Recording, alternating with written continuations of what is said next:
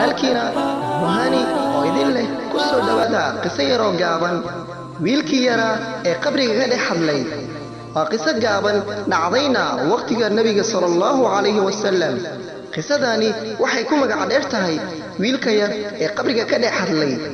waxaa jiray wiil yar oo ahaa mid laazima masjidka oo salaada kale ku sugaa wuxuu ahaa wiil caado ka dhigtay markuu salaada tukado inuu aabihiisa mar booqdo oo markaasi aabihiis wuxuu ahaa mid duq ah habeenada ka mid ah ayaa inankii yaraa markuu salaada cishaha uu soo tukaday ayaa wuxuu la kulmay gabar aad u qurxoon waxayna ku casuuntay xaafadeeda si uu xumaan ula sameeyo wiilkii yar damac baa galay wuuna raacay wuu daba socday ilaa ay gurigeedii ka gashay markuu ka dabagali rabo gurigeedii ayaa wiilkii yaraa soo xasuustay aayadaha qur-aanka ka mid ah aayadaasna waxay ahayd الذين اتقوا إذا مسهم طائف من الشيطان تذكروا فإذا هم مبصرون oo micnaheedu tahay kuwa dhowrsaday hadduu taabto shar shaydaan waxay xasuustaan Allah subxaanahu wa ta'ala oo way waantoobaan wayna arkaan xaqa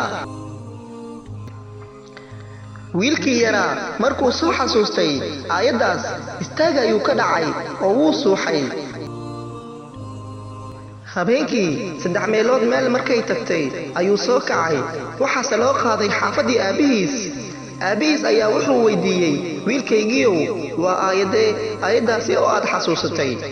wiilkii markuu aayadii bilaabay inuu akhriyo ayuu suuxay mar labaad naftana way ka baxday inna lillahi wa inna ilayhi raajicuun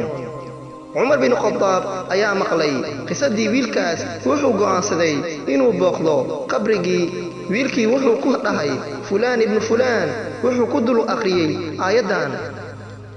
لمن خاف مقام ربه جنتان فبأي آلاء ربكما تكذبان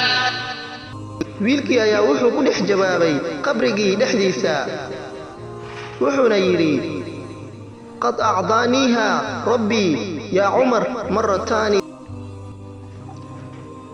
rabbigayga wuxuu jannada i siiyay Umarow 2 jeer halkaas ayayna ku dhamaatay qisadii wiilkii yaraa ee qabriga ka dhex hadlay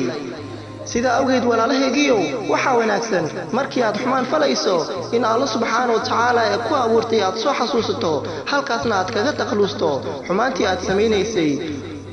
intaas ayaan idinkaga tagayaa billahi tawfiiq. Assalaamu calaykum wa rahmatullaahi wa barakaatuh.